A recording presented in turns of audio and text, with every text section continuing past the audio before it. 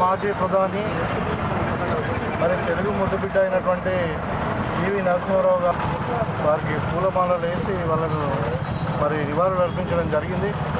ఈ సందర్భంగా పివి నరసింహారావు గారిని గుర్తు చేసుకోవాల్సిన అవసరం ఉంది.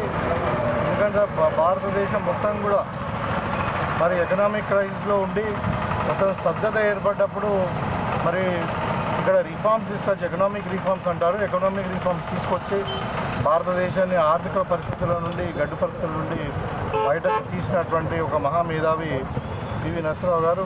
వారిని ఆదర్శంగా తీసుకొని వాళ్ళ యొక్క పాలసీలను ఇంప్లిమెంట్ చేయడమే కాంగ్రెస్ పార్టీ లక్ష్యంగా పనిచేస్తూ ఉంది.